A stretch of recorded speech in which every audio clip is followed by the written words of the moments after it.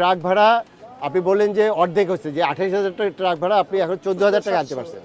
তাহলে এই ট্রাক ভাড়ার ফলে আপনার পার কেজি আলুতে আপনার খরচ কমে গেল, কিন্তু বাজারে তো সেটা কমে নাই। তাহলে এই গুড়টা কে খাচ্ছে? আবার ওই জায়গাটায় কাজ করতে হবে।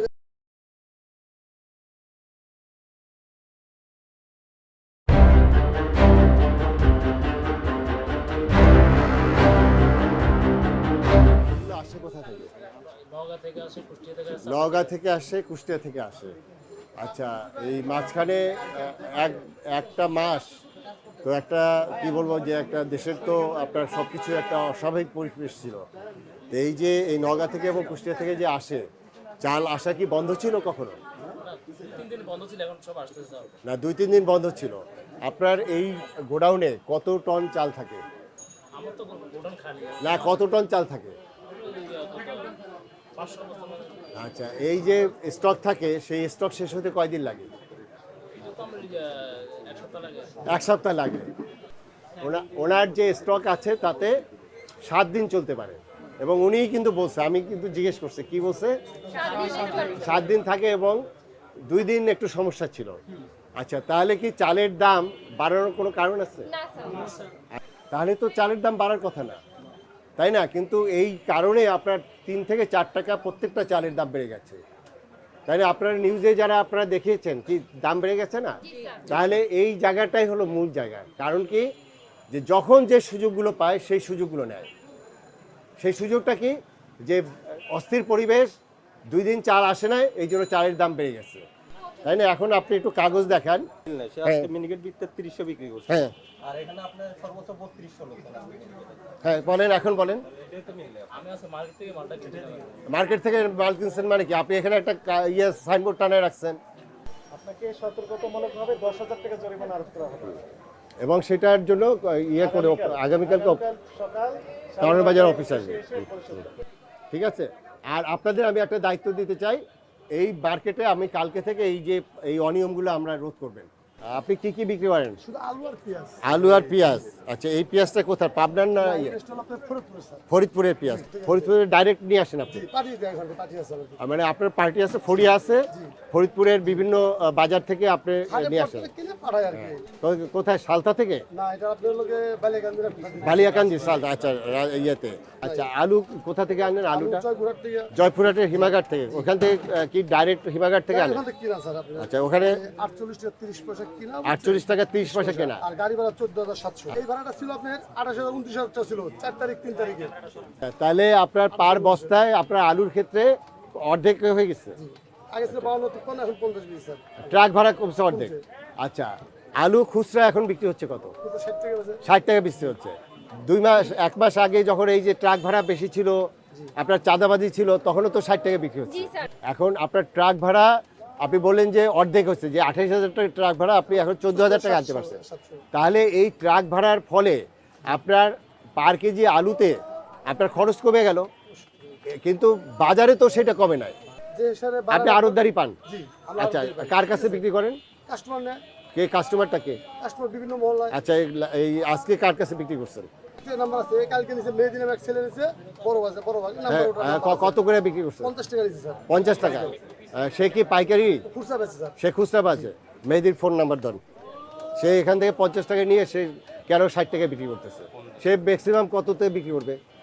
54 টাকা বা 53 টাকা, তাই না? সে তো মানে এখন লাভটা করতেছে তো সে আরো বেশি। জি মেহেদি, আসসালামু আলাইকুম। হ্যাঁ, আপনি কেমন আছেন? আচ্ছা, আপনি কি আলুর ব্যবসা করেন নাকি আলু বিক্রি করেন? মা বাণিজ্য ভান্ডার থেকে আজকে কত টাকা করে আলু কিনছেন? কত কেজি? কালকে 50 টাকা কেজি। কত কেজি কিনেছেন? 200 কেজি। 195 কেজি। আচ্ছা, 390 কেজি আলু কিনছেন 50 টাকা করে। ঠিক আছে, এই আলুটা আপনি 60 টাকা করে বিক্রি কেন করেছেন? আমার কাছে ইনফরমেশন আছে, আপনি এখান থেকে 50 টাকা আলু কিনে আপনি আপনি 10 টাকা করে লাভ করছেন। তাহলে 380 কেজিতে আপনি 3800 টাকা লাভ করছেন শুধু আলুর ব্যবসা করে এক রাতে, তাই তো? আমার কথাটা শোনেন, আমার কথাটা হলো যে আপনি 50 টাকায় কিনেছেন, এই আলুটা আপনি 15 দিন আগে কত টাকায় কিনতেন? 50 টাকায় না কি বেশি দামে কিনতেন? বেশি দামে কিনছি 52 টাকা। 52 টাকায় যখন কিনছেন তখনও 60 টাকায় বিক্রি করছেন, আবার 50 টাকায় কিনেও আপনি 60 টাকায় বিক্রি করছেন, তাই তো? আচ্ছা, আমি ওই যে আপনাদের এখানে যে ছাত্ররা আছে ওনাদের আপনার কাছে পাঠাচ্ছি, আপনার এই বিষয়গুলো চেক করবে, ঠিক আছে? এই আপনার এই নাম্বারটা ছাত্ররা আছে তারা দেখবে, এই বিষয়গুলো চেক করবে। আপনি 52 টাকায় যখন আলু কিনছেন তখনও আপনি 60 টাকায় বিক্রি করছেন, আর আপনি এখন আমাকে বললেন যে 50 টাকায় কিনেও 60 টাকায় বিক্রি করছেন, তাহলে আপনার উচিত ছিল কত? 58 টাকায় বিক্রি করা। এবং 58 টাকায় আলু যদি বিক্রি হতো আমরা তো বলতে পারতাম যে আলুর দাম একটু কমেছে। আমি যখন এখানে আসছি আমার রিক্সাওয়ালারা খেটে খাওয়া মানুষ, তার আলু তাদের প্রত্যেক দিন লাগে, সেখানে আপনি পার কেজি আলুতে 2 টাকা আরও অতিরিক্ত লাভ করছেন। এমনি তো লাভ করেনি, 2 টাকা অতিরিক্ত লাভ করছেন। এই লাভ যে করছেন এটা কি ঠিক হয়েছে কিনা বলেন? তাই আপনি এখন কত দূরে, এখান থেকে কত দূরে আছেন? এখান থেকে রিক্সা ভাড়া 60 টাকা নিব। 60 টাকা নেবে। আচ্ছা, আপনার এই ফোন নাম্বারটা দিচ্ছি, ছাত্ররা আপনার ওখানে যাবে, এটা ইনভেস্টিগেশন করবে। এরপরে আপনি আগামীকাল আপনি ভোক্তার যে অফিস আছে কাউরান বাজার টিসিবি বিল্ডিংয়ে যাবেন। আপনি যে এই কাজগুলো করছেন এই কাগজপত্র নিয়ে আমাদের ওখানে ঢাকার জব্বার মণ্ডল এটার দায়িত্বে আছে, তার সাথে দেখা করবেন। আমরা তো সাধারণ ছাত্র, আমাদের বাজার এসব সম্পর্কে কোনো ধারণা নাই, কখনো ছিল না, কিন্তু এখন আমাদের সামাজিক অবস্থা এমন জায়গায় এসে দাঁড়িয়েছে যে আমাদের এখন এখানে এসে কথা বলতে হচ্ছে, স্বনজরে দেখতে হচ্ছে, দায়িত্ব নিতে হচ্ছে স্যারদের পাশাপাশি। তো আমরা স্যারদের প্রতি অনেক কৃতজ্ঞ যে আমাদের এই সুযোগটা করে দেওয়া হয়েছে যাতে আমরা এখানে সরজমিনে দেখতে পারি। এবং আমাদের অভিজ্ঞতাটা আসলেই দারুণ যে আমরা এই অভিজ্ঞতাটা নিতে পারছি এবং এর মাধ্যমে সামনে আমরা আগাতে পারবো, কাজ করতে পারবো।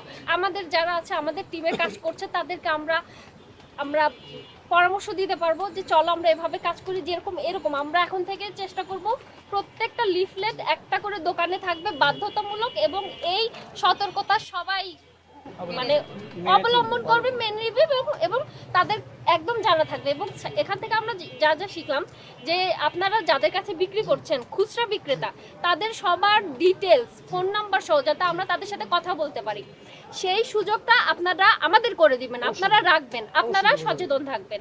তো এটা আমাদের অনুরোধ, আপনারা আমাদেরকে সাপোর্ট করেন যাতে আমরা এই দ্রব্যমূল্যের দাম কমাতে সহায়তা করতে পারি, এবং যারা খেটে খাওয়া মানুষ তারা যেন 2 বেলা মানে ভাত খেতে পারে। ওরা মাছ মাংস চায় না, ওরা একটা সাধারণ খাবার চায়, সেটা যেন পেট ভরে খেতে পারে। এই জন্য আমাদের সবারই সচেতন থাকতে হবে, সবারই কাজ করতে হবে, সবার জায়গা থেকে। আচ্ছা, আপনার এইটা ডিমের আরো কত বছরে? আজকে লাল ডিম কত করে বিক্রি করছেন? মানে ইয়েতে কত পড়ে আপনার পার পিসে কত পড়ে? 11 টাকা 40 পয়সা। ডজন কত পড়ে?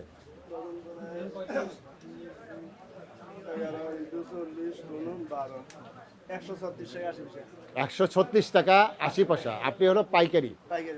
আপনার এখানে আমি যদি 1 ডজন নিই বিক্রি করবেন, এইখানে কয় ডজন? 30টা পাইকারি দামে, তাহলে এখানে পড়তেছে হলো 136 টাকা। আচ্ছা, আপনি লাস্ট কাকে বিক্রি করছেন? এই যে মানে এখান থেকে নিয়ে গেছে খুচরা? না, খুচরা বলতে আপনার পাইকারি আপনার এখান থেকে নেয় না, একজনের হলো 1000 ডিম নিল, সেই 300 নিয়েছে কি? আপনি দেখান আমাকে 300 কে নিয়েছে।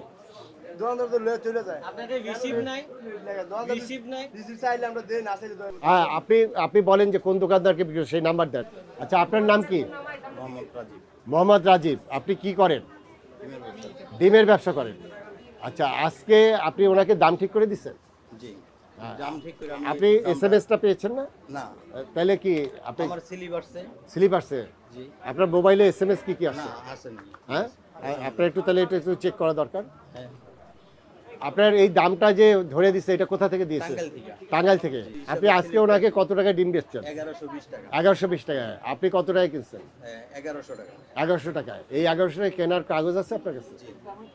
উনি যে 1120 বেচছে ওই কাগজটা দেখাও তো, তুমি যে দেখাইলা।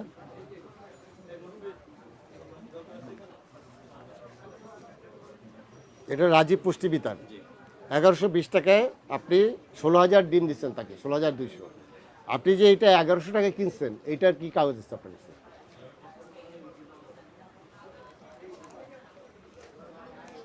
আপনি কি কিনছেন কার কাছ থেকে? সেতু এন্টারপ্রাইজ এটা কোন জায়গায়? টাঙ্গাইল ঘাটায় টাঙ্গাইল ঘাটায়।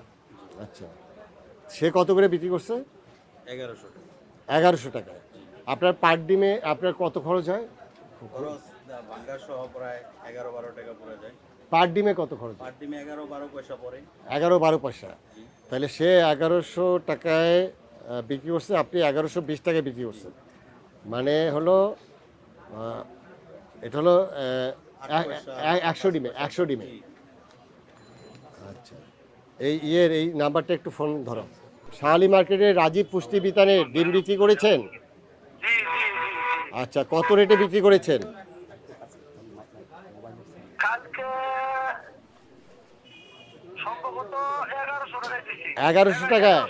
আচ্ছা, এই 1100 টাকায় যে ডিম বিক্রি করেছেন, এই ডিম কি আপনি উৎপাদন করেন নাকি আপনি ওখানে আপনার আড়ত?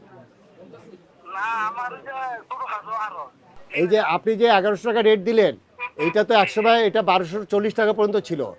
তা এই যে 1100 টাকায় যে রেট দিলেন, এই রেটটা আপনার কে ঠিক করে দিল? দিনরাত রাস্তায় আমরা এখন রেটটা তো তারপরে আমরা তো ডিম কিনতে হইলো কিনার উপলক্ষে কিনতে হইলো আপনার 1000। আপনি আপনি আপনি শোনেন, আপনি পরিষ্কার করে বলেন, আপনি যে এসএমএসটা পান সেই এসএমএসটা কখন পান সেটা বলেন। এটা তো তারপরে ডিম বিক্রি করার পরে ডিমটা কিনি। এসএমএস না না, আপনার এসএমএসটা কখন পান? না, এসএমএস তো আমার মোবাইলে আসে না। তাহলে দামটা কিভাবে ঠিক হয়? দামটা ওই যে বিক্রি করি, যেমন 1100 বিক্রি করছি, আমি কিনতে হইলো আপনার মনে করেন যে ওই লেবার টেবার সহকারে আপনি 1075 টাকা 1070 টাকা এইভাবে কিনছি 1080 টাকা। আচ্ছা, আপনি আপনি এই কীভাবে কেনেন এগুলো আপনার তদন্ত করবে, টাঙ্গাইলের ছাত্ররা যাবে, ঠিক আছে? আপনার নাম্বারটা ওদের দিব, আপনি তাদের কাছে সব তথ্য দেবেন। টাঙ্গাইলের যে আমাদের অফিসার আছে তারাও যাবে, ঠিক আছে? আমরা দেখতে চাই যে এই দামটা কিভাবে ঠিক করেন আপনি। এই যে ব্রয়লার মুরগি আপনারা প্রতিদিন কতগুলো নিয়ে আসেন? কিসে করে নিয়ে আসেন? ট্রাকে করে, মিনি ট্রাকে? জি, এটা হলো আপনার বড় মুরগির গাড়ি আছে, জ্যাক গাড়ি। আপনারাও নিয়ে আসেন সেটা? না, আমাদের আরেক আর আচ্ছা, সেটা ভাড়া কোথা থেকে আনেন? এই মুরগিটা কোথা থেকে আসে? এটা আপনার বিভিন্ন এলাকা থেকে আসে, কোনো সময় আপনার বগুড়া, কোনো সময় দিনাজপুর। আচ্ছা, বগুড়া থেকে এখানে ট্রাক ভাড়া কত ছিল আগে? 1 মাস 2 মাস আগে 15,000 টাকা ছিল। এখন এই যে গতকালকে কত করে আসছে? আমার এখনো মানে জানা হয়নি ব্যাপারটা, এখন কত মানে না, না। যারা তাহলে আপনি কিভাবে বুঝলেন যে আপনার চাঁদাবাজি নাই? ওনারাই বলতেছে যে এখন আগে থেকে ক্যারিং খরচ কম। কেরিং করে খয়? জি, তাহলে কোথায় কোথায় ওনাদের কোনো নাম্বার আছে? ওনাদের নাম্বার যারা মানে মেন গাড়ি থেকে আনে, ওনাদের আপনারা বললে আমরা নাম্বার রাখবো কাল থেকে। না না, আমার কথাটা হলো যে কোথায় কোথায় চাঁদাবাজি হতো এটা একটু বলেন তো। যারা গাড়ির ভিতরে থাকে সবসময় ডিউটি করে, ওনাদেরকে সেরকম একজন লোকের নাম্বার দেন। ওরকম নাম্বারটা এখন আমাদের কাছে নাই আপাতত। আপনার 100টা মুরগির মধ্যে কয়টা মুরগি মারা যায়? আমাদের অ্যাভেলেবেল এরকম মরণ আছে। না না, আপনার এখানে না, আপনি যখন এই ট্রাক যদি রাস্তা জ্যাম পড়ে তাহলে মারা যায়। কয়টা মারা যায়? সচরাচর মারা যায় না। না, আপনি যখন মারা যায় কয়টা করে মারা যায়? কত 2টা 4টা 5টা মারা যায়। কত? 100টার মধ্যে? এক গাড়ির ভিতরে। এক গাড়ির এই 5টা মুরগি কোথাও ফেলে দেয়? কোথাও তো মরা মুরগি ফেলা দেখি না। এটা তো আবার কোথায়? আমি ভালোটা রাখি পাইছে। আচ্ছা, তোমরা ওইটা দেখবা যে পরিবহন ভাড়া আগে কত ছিল, এরা তো পাঠায়, এখন কত হলো, মানে কমছে। তাহলে কমলে সেই অনুযায়ী বাজার ইম্প্যাক্ট করছে কিনা, কারণ এখন তো ওই যে হিডেন কস্ট নাই। আপনি করলা কত করে বিক্রি করছেন? 60 টাকা করলা। আপনি পটল, আমি বুঝলাম না কিছু, এটা দেশি পটল বলতেছেন 80 টাকা। আপনি ইয়া কত, ওই যে কাঁচামরিচ কত? 240, 200 টাকা করে বিক্রি হচ্ছে তো। আপনি যে 1100 টাকা কিনছেন সেই কাগজ দেখান।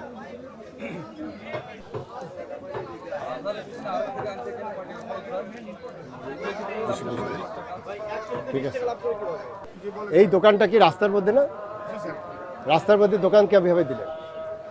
এই আপনার কি এই রাস্তার মধ্যে দোকান যে দিলেন, এটা কিভাবে দিয়েছেন? কে দিচ্ছে আপনাকে এখানে অনুমতি? মানে আপনি কোন চুক্তিতে রাস্তাতেই গিয়েছিলেন? ওইটা তো আপনার সিটি কর্পোরেশন নাকি? এই এই এই এই দোকানটা কিভাবে দিলেন এখানে? এইটা কি ওই দোকানের অংশ? ভাড়াটা কার কাছে দেন? হ্যাঁ, ভাড়া দেন না? না, না। এই আপনাকে বলতে হবে কার কাছ থেকে এই দোকান নিচ্ছে। রাস্তার মধ্যে তো দোকান হবে না। এটা যদি না বলতে পারেন তাহলে আপনার দোকান বন্ধ করে দিতে হবে। 150 টাকা মাত্র। এই 150 টাকা কাকে দেন? আর কোনো টাকা লাগে না। প্রথম কথা হলো যে তোমরা দেখবা, এই তোমাদের দায়িত্ব দিলাম, উনি কার কাছ থেকে এই দোকান নিচ্ছে? এই রাস্তায় তো দোকান হওয়ার কথা না, তাহলে নিশ্চয়ই কাউকে দিচ্ছে, সেই কাগজ দেখাতে হবে। আপনার নাম বলেন তো? এটা তোমরা ডিটেলস দেখবা। আমরা মূলত গত 7 তারিখ থেকে আমাদের পরিবর্তিত পরিস্থিতিতে আমরা বাজারে কাজ করছি। 7 তারিখে কিন্তু আমি বাজারে নেমেছি। আমি প্রথমে কারণ বাজার গিয়েছিলাম 7 তারিখে, 8 তারিখে আমরা গিয়েছিলাম শ্যামবাজারে, গতকাল শুক্রবার 9 তারিখে আমি শান্তিনগর গিয়েছি, আজকে মিরপুর শাহালি মার্কেটে এসেছি। এই চতুর্থ দিন আমাদের একটি নতুন ডাইমেনশন যোগ হয়েছে। আপনারা জানেন আমাদের যে ছাত্র আন্দোলনের ফলে যে পরিবর্তন এসছে, বিশেষ করে আবু সাঈদের যে জীবন উৎসর্গ দেওয়ার পরে আমাদের টোটাল দেশটা এখন নতুনভাবে আমাদের দায়িত্ব এসেছে সবার। এটি শুধু ছাত্রদের দায়িত্ব না, আমাদের সবার। সেখানে আমরা যারা সরকারি কাজ করি, ইতিমধ্যে ছাত্ররা আপনারা জানেন যে ট্রাফিক নিয়ন্ত্রণে তারা একটা অভূতপূর্ব সাড়া ফেলেছে এবং একইভাবে তারা রাস্তা পরিষ্কার পরিচ্ছন্ন করছে এবং তারপরে তারা এখন বাজার মনিটরিংয়ে কাজ করছে এবং এটা গত 2 দিন ধরে আমাদের নজরে আসছে। এরপরে আমরা তাদের সাথে যোগাযোগ করেছি। আগামীকাল আমার অফিসে যে ছাত্র সমন্বয়কদের সাথে আমার একটা মিটিং হবে।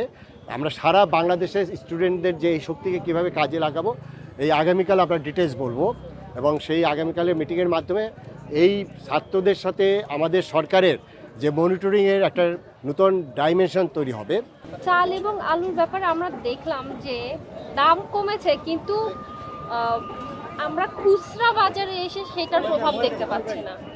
তো আমরা চাই যে এই প্রভাবটা আসুক। আসলে মানুষের মনোবল এখনো ওইভাবে বাড়েনি যে আমরা ঘুরে দাঁড়াচ্ছি, আমাদের ঘুরে দাঁড়াতে হবে। আমরা ওই মনোবলটা সবার চাই যে আমরা ঘুরে দাঁড়াবো, আমরা এখন এই জায়গায় দাঁড়িয়ে আমাদের ঘুরে দাঁড়াতে হবে। আমরা আগের অবস্থায় নাই। তো আমাদের সবার দোকানদারি, আড়তদার যারা আছে সবাই, পাইকারি থেকে খুচরা পর্যন্ত সবার মনোবল, আস্থা নিতে হবে যে আমরা পরিবর্তনের পথে আছি, পরিবর্তন হব। তো এটা সময় লাগবে, আমরা জানি। স্যারদের সাথে আমরা আজকে আসলাম, আমাদের প্রথম অভিজ্ঞতা, আমরা আরও শিখব এবং এটা নিয়ে আমরা কাজ করব।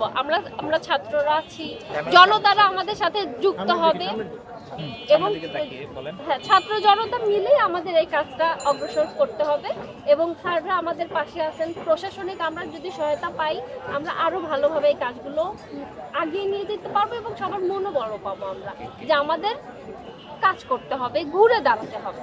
ব্রয়লার মুরগি এবং সবজি, সর্বপ্রথমে বলবো ব্রয়লার মুরগি। আমরা ফার্স্টে যেই দোকানটিতে গেলাম সেখানে বোর্ডে দেখলাম 170 টাকা তারা ব্রয়লার মুরগি বিক্রি করতে, কিন্তু যখন আমরা ভিতরে প্রবেশ করলাম তখন দেখলাম 160 টাকা। পরে আমরা যখন তাকে কোশ্চেন করলাম যে কেন 170 টাকা আপনি দিচ্ছেন, সে বলতেছে মুরগি পরিষ্কার করতে, ছেলাছিলি করতে নাকি তার 10 টাকা করে। এটা কখনোই না। সো আমরা এগুলো আস্তে আস্তে মনিটরিং করবো, স্যারেরা আমাদেরকে হেল্প করতেছে। এবং সবজির দোকানে যে জিনিসটা দেখলাম যে সে নাকি ভাড়া দেয় না, এত বড় একটা দোকান নিয়ে রাখছে। আপনারা হয়তো ভিডিওটা দেখছেন বা ভিডিওটা করে রাখছেন যে রাস্তার মধ্যে তারা বিশাল বড় একটা দোকান নিয়ে রাখছে, সে নাকি ভাড়া দেয় না। সেটা কখনোই না। হয়তোবা সে ভাড়া না দিলেও সেই টাকাটা কোনো চাঁদাবাজদের হাতে তুলে দেয়। সো আমরা এই জিনিসগুলো মনিটরিং করব এবং স্যারেরা আমাদের সাথে হেল্প করবেন। আজকের আমাদের যে অভিজ্ঞতা স্যারদের সাথে ছিল, স্যাররা আমাদেরকে নিয়ে এসেছেন এই কারণেই যে আসলে আমরা পরবর্তীতে যখন সবজির দোকান, চালের আড়ত বা মুরগির দোকান বা বাজারগুলো যখন আমরা ভোক্তা আইন সম্পর্কে ওনারা বলেছেন এবং পরবর্তীতে যখন আমরা বাজারগুলোতে যাব আমরা কিভাবে মনিটরিং করব। সো আজকে আমাদের প্রথম ধাপের কাজ ছিল, আমরা শিখতে এসেছি এবং আপনারা সবাই আমাদেরকে সাপোর্ট করবেন, আপনারা সবাই আমাদের পাশে থাকবেন। আমরা ইনশাল্লাহ দেশটাকে নতুন প্রজন্মের নতুন একটা সোনার বাংলাদেশ গড়ে তুলবো ইনশাল্লাহ। থ্যাংক ইউ সবাই। বাজারে আপনার অনিয়ম অশৃঙ্খলা ছিল, আপনার সিন্ডিকেট আমি 3 বছর সিন্ডিকেট শুনতে আমরা টায়ার্ড হয়ে গেছি। এখন সময় আসছে, কি সময় আসছে যে আপনার যে স্যাক্রিফাইস ছাত্ররা করেছে, এখন সেই স্যাক্রিফাইসের পরে যদি আবার সেইটা হয় তাহলে তো কোনো লাভ নেই। আমাদের যে স্যাক্রিফাইসটা সবাই মিলে করেছে তার ফলে আমরা যদি কোনো পরিবর্তন না আনতে পারি তাহলে তো আমাদের কোনো আপনার পরিবর্তন হলো না। এই জন্য আমাদের যেটা দরকার সেটি হলো, আপনারা ইতিমধ্যে দেখেছেন পথে যে ট্রাকে চাঁদাবাজি হতো সেটি অনেকটাই আপনার বন্ধ হয়ে গেছে, এই জন্য ট্রাক ভাড়া কমে গেছে। একইভাবে আর কি হয়েছে, একইভাবে আপনার আমাদের অনেক জায়গায় যে আপনার যে দোকানের যে প্রত্যেকটা বাজারে যে চাঁদাবাজি ছিল সেটাও বন্ধ হয়ে গেছে, কিন্তু সেটার রিফ্লেকশন তো থাকতে হবে। এই যে বন্ধ হয়ে গেছে, এখন যদি দামটা আগের মতো থাকে তাহলে কি দাঁড়াচ্ছে? তাহলে তো এটার পরিবর্তন আসে না, এবং এটা সমূহ সম্ভাবনা আছে ওই যে জায়গায় বন্ধ হয়ে গেছে সেখানে যেন আবার নতুন মুখ এসে যেন আবার সেই সিন্ডিকেটের চক্র না তৈরি হয়। এই জন্য আসলে আমাদের তো লজিস্টিক প্রবলেম আছে, আপনারা জানেন আমাদের সারা দেশে আমাদের যে ম্যান পাওয়ার, এটা দিয়ে তো এইভাবে চেঞ্জ করা যাবে না। সেখানে যে হিডেন চার্জগুলো এখন দেওয়া লাগছে না, সেক্ষেত্রে ছাত্ররা যেহেতু নেমে আসছে আমি তাদেরকে ওয়েলকাম জানিয়েছি। আমি আগামীকালকে তাদের নেতৃবৃন্দের সাথে মিটিং করব, সেখান থেকে একটা গাইডলাইন হবে যে কীভাবে আমরা সমন্বিতভাবে করতে পারি। কারণ ওদের কিন্তু এই ভোক্তা আইন বা এইসব বিষয়ে তাদের জানা নেই। তারা হয়তো মনিটরিং করতে পারে, কিন্তু তাদেরকে আইনের আওতায় আনতে গেলে তো আমার আইনটা প্রয়োগ করতে হবে। এই কারণে সমন্বিতভাবে আমরা কিভাবে করতে চাই সেটি আগামীকালকে আমরা বলবো। এই কারণে আমি গত 4 দিন 4টা বাজারে গিয়েছি। আমরা কিন্তু যেদিন থেকে অফিস খুলেছে আমরা শুধু অফিসে বসে নাই, আমরা কিন্তু মাঠে মাঠে যাচ্ছি, অর্থাৎ সব কিছু স্বাভাবিক অবস্থায় ফিরে আসছে। বাজারের যে মূল্যটা এটি আমাদের স্থিতিশীল বা কমের যে বিষয়টি সেটি হলো এখন যে অতিরিক্ত খরচ এটা হচ্ছে না এই কারণে, কিন্তু এটা ধরে রাখতে হবে। এটা যদি আবার কেউ রিপ্লেস করে তাহলে তো আর আমাদের এই যে স্যাক্রিফাইস, এই যে এত রক্ত, এই যে সাইজকে যে জীবন উৎসর্গ করলো সেটা তো মূল্য থাকলো না। আর ছাত্ররা আজকে যেভাবে আপনার তারা নেমে আসছে এবং তারা এই যে কাজগুলো নিয়েছে এবং তাদেরকে আমাদের অনবোর্ড করেই আমাদের পরিবর্তন আসবে।